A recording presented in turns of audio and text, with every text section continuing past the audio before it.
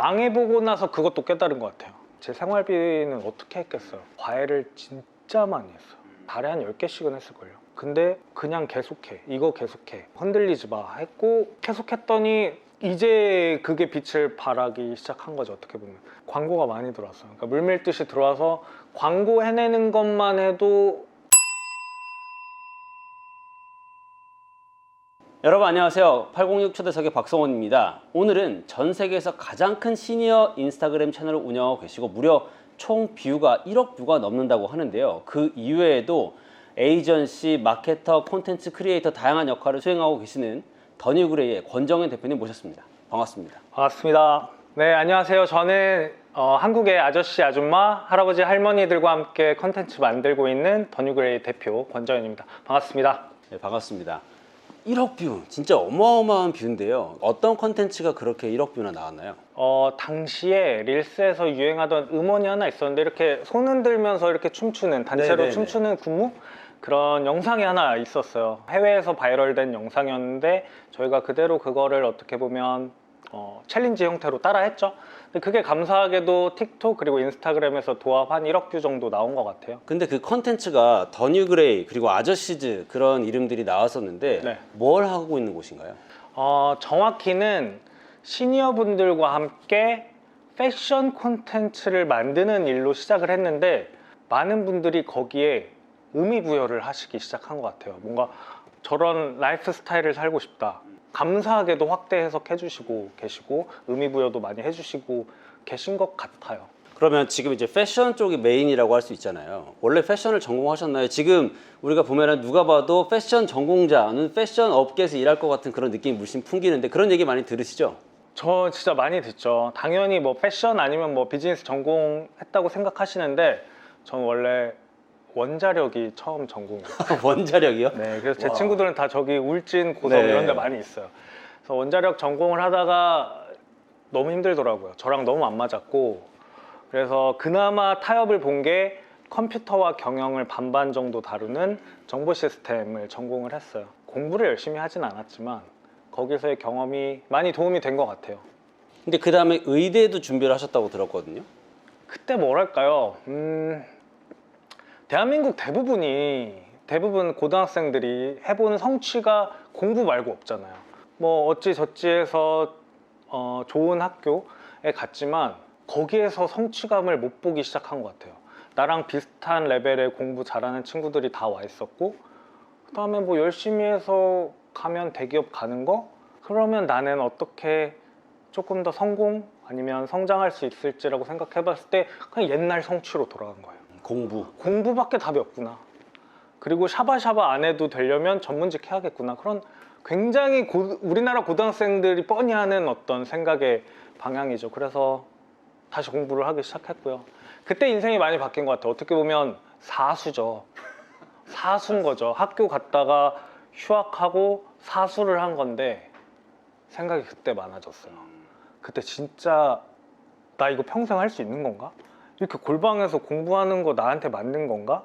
내가 사람들한테 이렇게 뭔가 메스 되는 게 내가 좋아하는 일인가? 이런저런 생각을 많이 하게 됐고 그때 옷이라는 키워드가 나오기 시작한 것 같아요. 그래요? 왜 갑자기 여기서 옷이 튀어나온 거죠? 돌이켜서 생각해 보니까 어릴 때 누나가 경험을 많이 시켜줬어요. 누님이 그런 쪽에 관련이 돼 있어요? 전혀 그렇진 않지만 누나가 소비 요정이에요. 소비를 워낙 잘해. 그래도 깔끔한 셔츠 하나씩 선물하고 입히고 백화점 데리고 다니고 했던 경험이 좋았고 그 다음에 제가 엄청 사실 못난 축에 속하는 얼굴이라고 생각하는데 자기 객관화가 엄청 뛰어나거든요. 그래서 근데 옷을 잘 입고 다니니까 그런 게 많이 어떻게 보면 해지가 됐던 것 같아요. 그런 경험이 공부 말고 성취의 경험이었겠네요. 그래서 옷 관련된 무언가를 해봐야지라고 그때 처음으로 생각했고 뭔가 경영, 패션 쪽 커리어로 많이 틀기 시작했어요. 누구나 하고 있는 게 진로 고민일 것 같아요. 맞아요. 내가 당장 생계 유지를 하기 위해서 전공을 살려서 일을 할 것이냐 아니면 진짜 내가 좋아하는 걸 추구할 것이냐. 근데 대부분의 경우는 좋아하는 게 뭔지도 모르는 경우가 많고 근데 지금 같은 경우는 힘들었지만 다행히 좋아하는 게 뭔지는 알아서 거기에 뭔가 출사표를 던져본 거잖아요. 처음은 잘 몰랐을 텐데 이 패션에 대해서 그걸 어떻게 업으로 삼기 위해서 또 어떤 과정을 거쳤나요? 그 당시에 대학생 뭐 홍보대사, 마케팅 활동 시키는 게 굉장히 유행이었어요. 대학 네일 같은 데 맞아요. 이제 나오고. 그래서 당시에 루이 까뚜즈라는 패션 브랜드에서 대외 활동을 했었는데 본부장님이신가? 근데 저한테 해주신 말씀이 저 뭔지 알아요. 뭐죠? 너가 한번 제대로 해서 망해보고 아예 여기 정을 떨어뜨리게 하려 그런 맥락의 내용. 맞아요. 그런 맥락의 말씀을 해주셨어요. 왜냐하면 패션계에 대한 환상을 품고 오는 젊은 친구들이 네. 너무 많은데 사실 거기도 현실은 녹록지 않고 뭐 급여가 작을 수도 있고 막 욕을 많이 먹을 수도 있고 별로 상황이 좋지 않으니 그래 네가 공부 조금 한 애가 호기롭게 왔는데 어디 한번 해봐 라는 말 어떤 애티튜드로 저한테 합격을 시켜주셨고 열정은 보였는데 그래도 환상을 깨라 약간 그런 느낌으로. 그쵸. 하다가 너 안 할 걸? 뭔가 이런 어떤 의심이 있으셨던 것 같아요. 그래서 그때 합격을 해서 처음으로 패션 업계 일을 해보게 된 거죠. 근데 여기서 되게 좋은 포인트가 자기가 어떤 커리어를 전환하고 하면서 대단한 뭔가 각오를 가지고 엄청난 공부를 하고 그런 게 아니라 일단 내가 당장 시작해 볼 수 있는 게 뭘까라는 생각으로 도전을 해봤다. 저는 그게 이 내용에서 되게 취할점이라고 생각을 하거든요. 그러면 거기서 일을 해보고 실제로 어떠셨나요? 내가 전혀 다른 동경으로만 가지고 있던 업계에 들어가서 실제 일을 해봤는데 그 팀장님의 말씀처럼 해보니 아니다 였는지 해보니 이거다 싶었는지. 사실 그 두 개를 선택할 수 있을 만한 수준의 경험은 아니었던 것 같아요. 그러니까 그 경험이 나쁘다는 얘기가 아니라 경험의 퀄리티적인 측면에서 제가 패션 산업을 깊게 들어갔다기보다는 오히려 마케팅이나 광고 쪽의 경험을 많이 한 거지 막 제가 막 가방을 까보고 막 찢어보고 패턴을 분석하고 이런 일을 했던 게 아니라서 패션이 좋다 말다의 어떤 기준을 잡을 때는 아니었던 것 같고 그냥 패션 업계에서 나온 제품을 우리가 어떻게 광고하고 마케팅하고 세일즈할지에 대한 크리에이티비티가 늘어났던 시기인 것 같아요. 그래서 그쪽에 대한 흥미가 더 많이 생겼죠. 사실 패션보다는 오히려 광고, 마케팅, 크리에이티비티에 대한 관심으로 좀 많이 이렇게 이동을 했죠, 제가. 그 루이 카트즈에서의 경험이 더 뉴 그레이라는 사업으로 확장되기 위해서 몇 가지 터닝 포인트들이 있었을 것 같아요. 내가 그때 분명히 나도 앞으로 이런 분야에서 사업을 키워야겠다는 생각이 마음속에 자리 잡았을 텐데 그렇다고 갑자기 사업을 팍 시작한 건지 아니면은 그 전 단계에 어떤 과정이 있었는지 그것도 궁금해요. 루이카토즈를 통해서 광고, 마케팅, 기획 뭐 이런 거에 관심이 많이 생기기 시작했고요. 또 루트는 대외 활동밖에 없었어요. 그래서 기아 자동차라는 조금 더 그러니까 산업 자체를 바꿔본 거죠. 거기에서 이제 비즈니스에 대한 어떤 호기심이 생긴 것 같아요. 어떤 패션, 광고, 기획, 마케팅, 비즈니스로 넘어왔는데 마침 제가 하고 있던 전공이 정보 시스템이었고 운이 좋게도 삼성과 산학 협력하는 어떤 수업이 있었어요. 인턴하고 채용까지 되는 그런 프로그램이었는데 미국을 가게 됐어. 이제 IT 비즈니스에 어떻게 보면 정점인 곳에서 보고 오니까 실리콘밸리 말씀이시죠? 네, 뭐 핀터레스트 이만할 때 에어비앤비 요만할 때 보고 왔거든요. 사업을 하긴 해야겠구나. 사업이 되게 멋있는 거구나. 대기업 가는 것도 물론 좋지만 그거 합격됐다고 내가 30년 내내 행복할까라는 고민을 그때 처음 했고 미국 가서 완전 헛바람이 들어서 온 거죠, 사실은. 어떤 걸 보셨고 또 어떤 것 때문에 그런 자극을 받았나요? 한 3개 정도 있는 것 같아요. 첫 번째로는 스탠포드 대학 갔을 때 저희를 가이드해준 학생 월급에서 좀 많이 놀랐어요.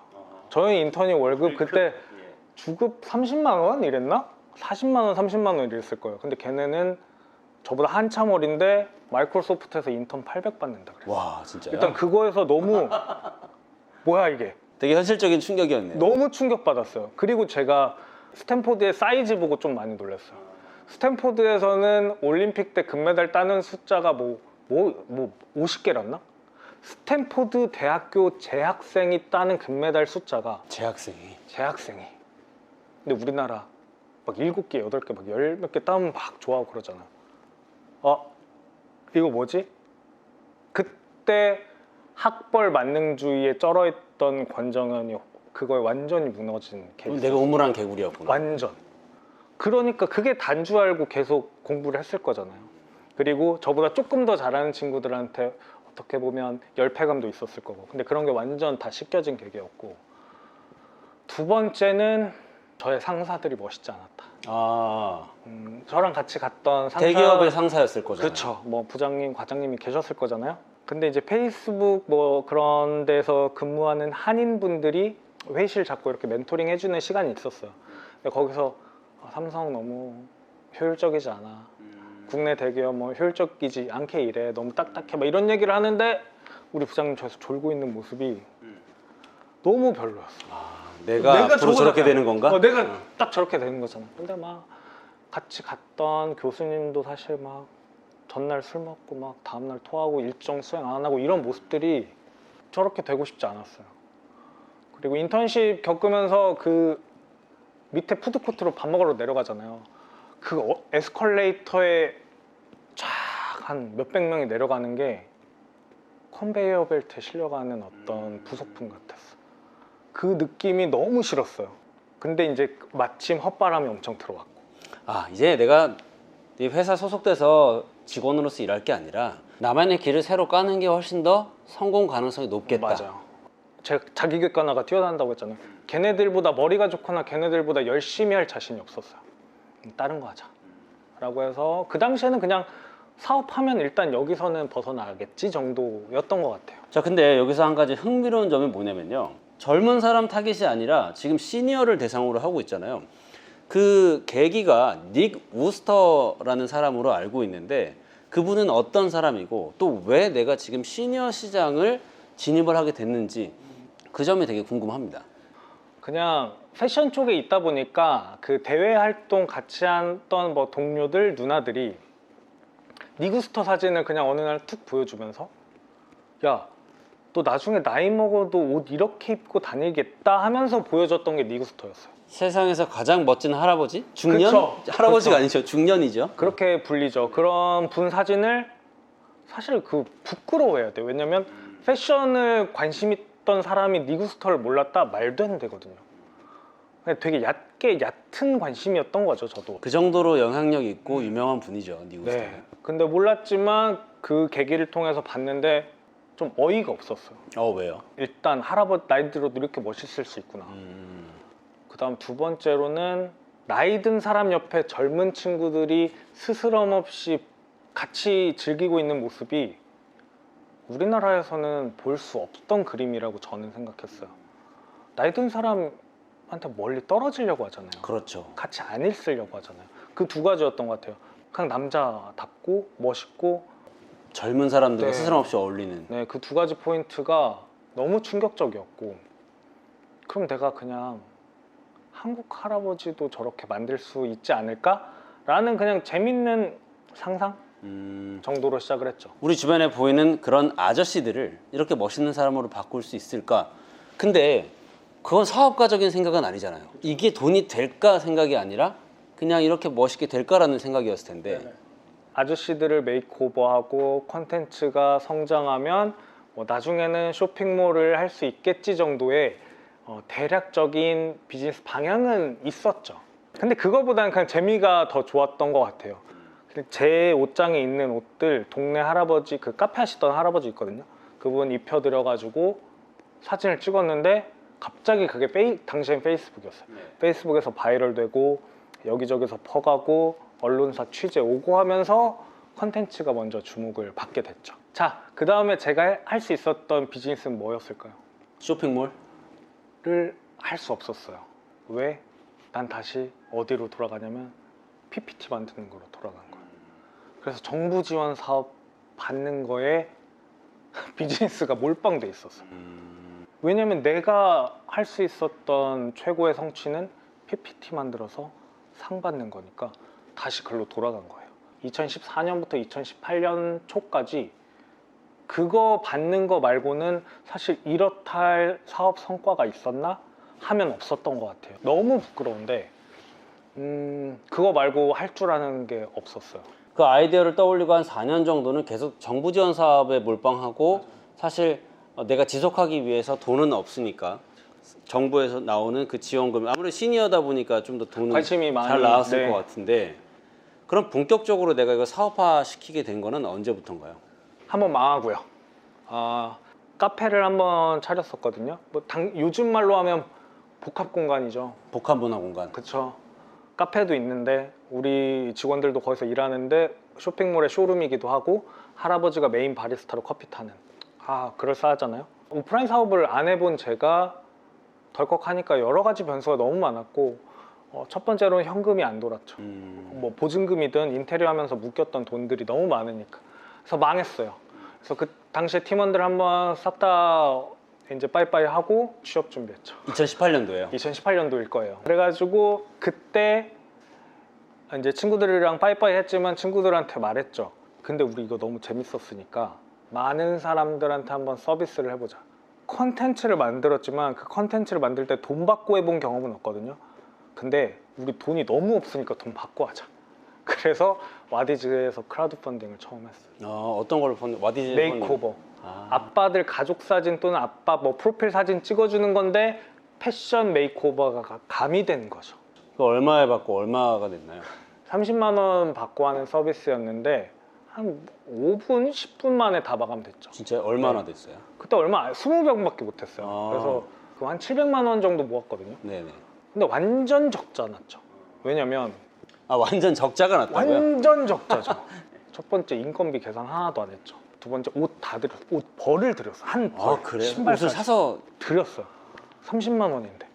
심지어 오케이 거기까지는 똔똔 칠 수 있어요.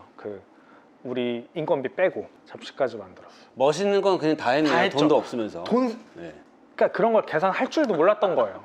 어떻게 보면 뻘짓이죠. 할 수 있었고 근데 그게 주목받으면서 두 번째 크라우드 펀딩 할 때는 가격을 좀 올렸고 그 다음에 미니에서 처음 광고를 받았어요. 진짜요? 네.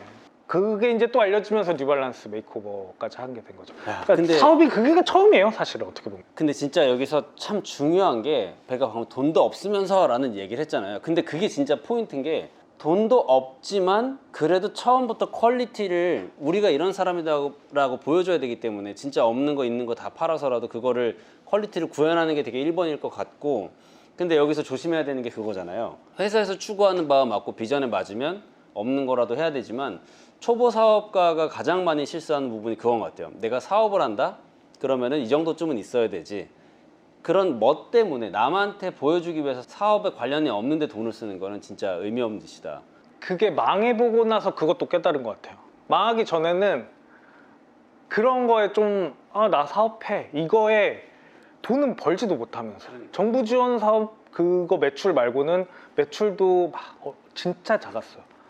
근데 겉멋에 취해 있었고 근데 한번 망하고 나서 그게 한번 다 내려놨고 그거 크라우드 펀딩 사실은 적자 났는데 제 생활비는 어떻게 했겠어요. 과외를 진짜 많이 했어요. 과외 진짜 한 달에 한 10개씩은 했을걸요. 그래도 공부를 했으니까 네, 과외를 진짜 그거 제가 좋은 학교에 나와서 유일한 장점이 그거라고 생각해요. 야, 아무튼 그 와디즈 펀딩이 하나의 계기가 돼서 처음에는 진짜 뭐 적자까지 나고 힘들었지만 그게 하나의 이제 포맷이 생긴 거잖아요. 메이크오버를 한다는 거. 그러면 그 다음에는 이제 어떤 식으로 또 그 사업을 성장시켜 나가셨나요? 100개 만들면 유니클로에서 연락 올 거야 라는 그냥 어떻게 뭐 허세? 상상을 했죠. 근데 메이크오버 콘텐츠를 100개 만들면 100개 하면 근데 100개 훨씬 전에 한 30개, 40개 정도 할 때 뉴발란스에서 연락이 왔고 광고가 많이 들어왔어요. 그러니까 물밀듯이 들어와서 광고 해내는 것만 해도 1손이 모자랐어요. 사실 왜냐면 거의 저 혼자 했기 때문에 원래는 메이크오버 서비스와 병행이 있어요. 그러니까 메이크오버를 유료로 돈 받고 하는 서비스와 광고 들어오면 광고하는 서비스로 두 개였죠. 광고는 뭘 해달라고 요청이 오는 보통 건가요? 기업들에서 그냥 뭐 가정의 달 캠페인 아니면 시니어 고객한테 어떤 메시지를 전달하고 싶은데 우리의 시니어 고객도 요랬지만 이렇게 바뀌었으면 하는 걸 바라는 큰 회사들이 연락이 많이 오기 시작했죠. 그러니까 좀 더 멋스럽게 표현하는 그 감각을 사람들이 주목을 한 거네요. 맞아요. 제가 막 다른 막 비주얼 아티스트나 아니면 다른 패션계 사람들보다는 감각적으로 사실 훨씬 미치예요. 근데 시니어를 다루는 거에 있어서는 제가 제일 위였던 거죠. 그래서 광고가 많이 들어왔고, 메이크오버 서비스는 너무 중요한 근본이고 일반 대중을 만나는 입장에서 너무 좋은 거지만 일손이 딸려서 못했어요. 그죠. 그리고 손이 많이 나갈 것 같아요. 비용적으로 많이 차이가 나죠. 그래서 한 2년, 3년 가까이는 주로 광고에 많이 몰두를 했던 것 같아요. 2018년부터 한 2021년까지는 이제 광고 컨텐츠 기획하는 데 많이 거의 다요. 그냥 시간을 그게 쓰셨다는 거의 90% 이상의 비즈니스 모델이었던 것 같아요. 지금 말씀하시는 내용이 기획자로서의 일이자 마케터로서의 일인데, 내가 내 사업을 처음 그렇게 하려면은 단가 설정부터 막 그런 소통과 커뮤니케이션 하는 것도 되게 쉽지 않았을 것 같거든요. 그런 것들은 어떻게 하셨어요? 실무적인 부분? 솔직히 해본 척한 것 같아요. 해본 척하면서 경험했던 것 같아요. 사실 광고 비즈니스가 어떻게 보면 정확한 단가라는 게 없거든요. 그렇죠. 뭐 그때 좀 레벨을 맞춰서 단가를 제안하기도 하고, 여러 가지 협상 스킬을 저도 나름 부렸겠죠.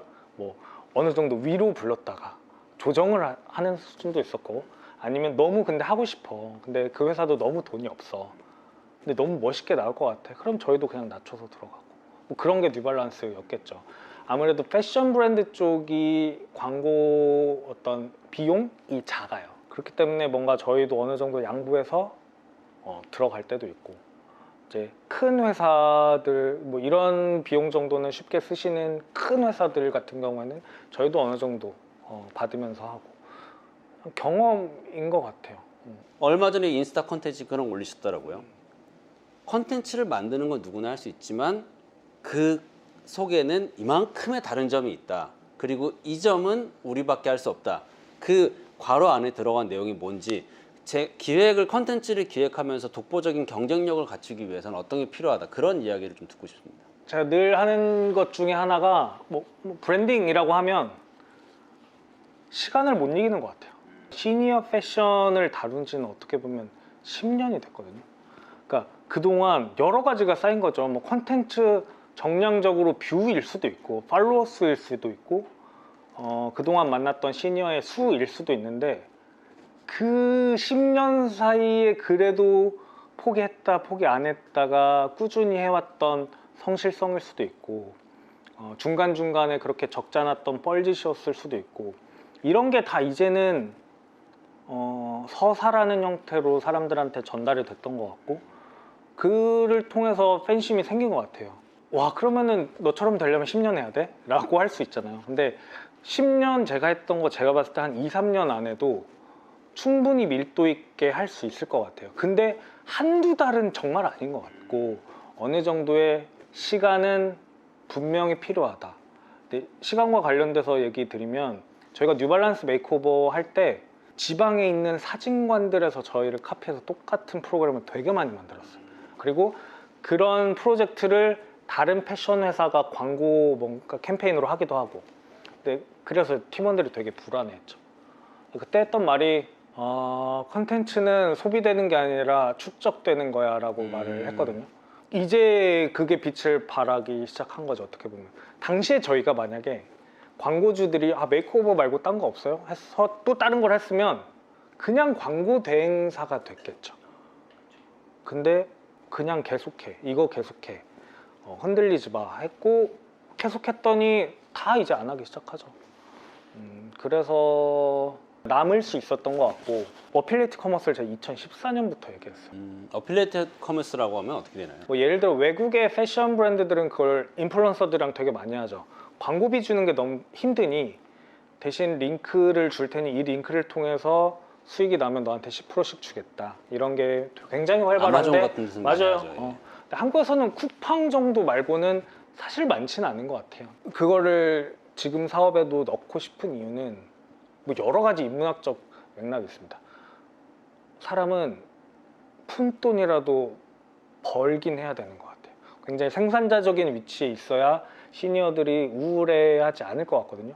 근데 이게 모델로만 한정되어 있으면 뽑히고 안 뽑히고가 나뉘잖아요. 그러면은 서로 시기 질투를 하게 됩니다. 그 시기 질투가 어떻게 보면 저희의 큰 리스크거든요. 그래서 그걸 좀 해지하기 위해 어필리에이트를 넣는 것도 있고, 어필리에이트 말고도 그동안 쌓여왔던 경험 이런 것들을 지금 회사에 넣었기 때문에 시간이 쌓였고, 그 안에서 어떤 우리를 알아봐주는 팬들이 생겼고, 우리는 글로벌로 갈 수 있는 어떤 것도 조금 쌓아놓기 했기 때문에 경쟁을 별로 두려워하진 않아요. 지금 컨텐츠를 생산하는 게 더뉴그레이의 어떤 강점이라고 할 텐데 사람들이 볼만한 컨텐츠다 이런 거는 어떤 관점으로 컨텐츠를 기획하시나요? 머리를 깨우치게 하거나 사람들 마음을 울려라 두 개만 얘기하는데, 머리를 깨우치게 하는 거는 제가 잘할 수 있는 영역은 아닌 것 같고, 뭔가 마음을 울리는 포인트들을 잡아요. 그게 막 진짜 막 엉엉 우는 거 말고 좋다 이런 거죠. 공감을 할 수 있는 그런 네. 컨텐츠라고 하면 되나요? 맞아요. 근데 그런 거 기획을 할 때는 결국은 다양한 컨텐츠를 엄청 많이 봐요. 시사, 경제, 음악도 뭐 랩부터 재즈까지 진짜 가리지 않고 듣고요. 전시도 회화를 많이 보진 않는데 현대미술 엄청 많이 보고, 그 다음에 그냥 지금 온라인상에서 소비되는 컨텐츠도 엄청 많이 보고요.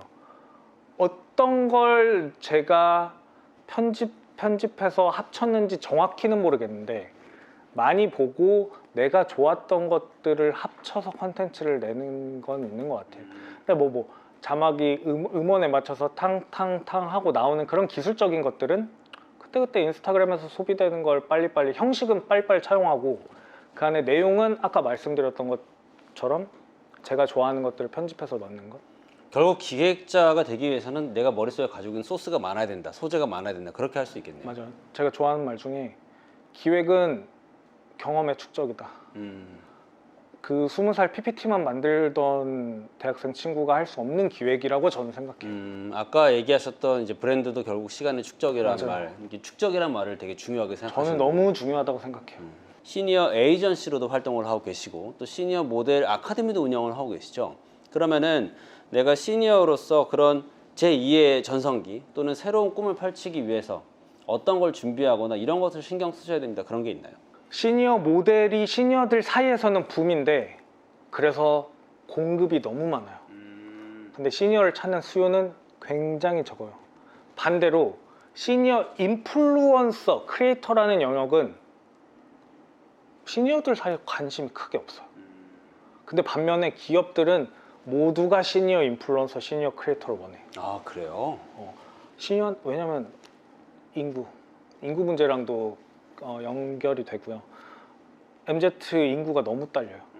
근데 큰 뭐 국민은행 이런 데서 MZ 마케팅 하는 것보다 시니어한테 퇴직연금 파는 게 훨씬 수익적으로 크거든요. 근데 그걸 판매해줄 매체나 인플루언서가 없죠.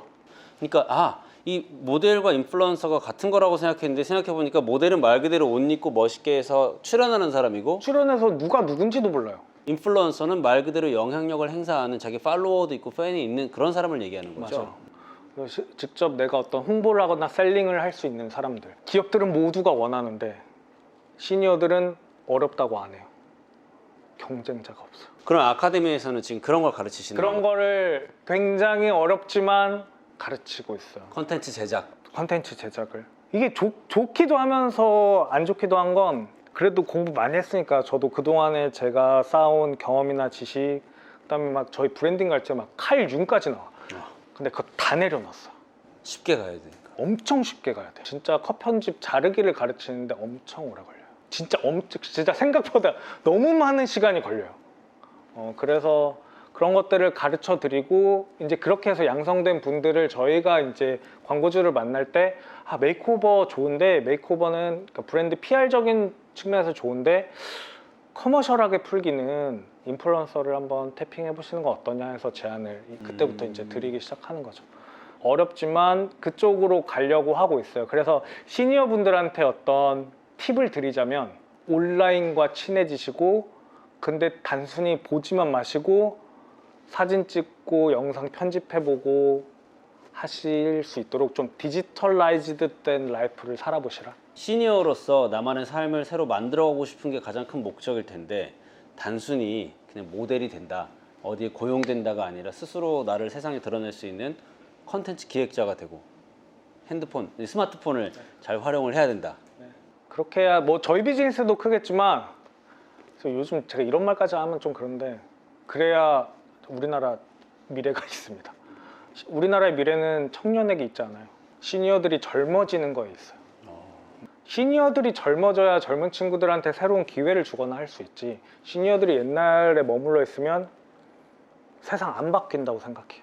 이제 VC에서 새롭게 투자도 유치를 하셨고 그 다음에 또 한국을 넘어서 글로벌로 진출하기 위한 여러 가지 계획을 가지고 계시고 실제로 또 일본과 최근에 합작 회사도 설립을 하셨다고 들었는데 앞으로의 포부나 꿈 그게 궁금합니다. 그동안 저희가 영업력이 많이 부족했는데 들어오는 것만 했으니까 아직은 오프 더 레코드이지만 큰 유통회사에서 투자를 받게 될 것 같고, 그러면 이제 선순환인 거죠. 저희 아카데미를 통해서 양성된 분들이 그런 활동을 할 수 있고 활동을 하고 싶으신 분들이 또 들어오실 거고 선순환이 될 것 같고요.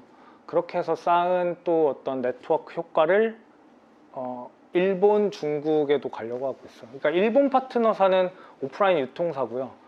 그다음에 중국 파트너사는 그 도우인이라고 중국 틱톡에서 라이브 커머스 하는 인플루언서들을 많이 보유하고 있는 회사예요. 그래서 한국에 있는 제품을 일본에 가고 중국에 가는 역할, 그 외국 법인에서 하지 않을까라고 생각하고 있고요. 좀 더 이제는 컨텐츠에 더해서 브랜드 경험을, 진짜 실질적인 오프라인 경험, 소비가 될 수도 있고요. 아니면 좀 더 멋있는 공간에 시니어들이 많이 가보고 하는, 그리고 소비하는 그런 경험적인 측면으로 많이 넓혀갈 것 같습니다. 네, 오늘 좋은 이야기 많이 들려주신 권정희 대표님 감사드립니다. 감사합니다.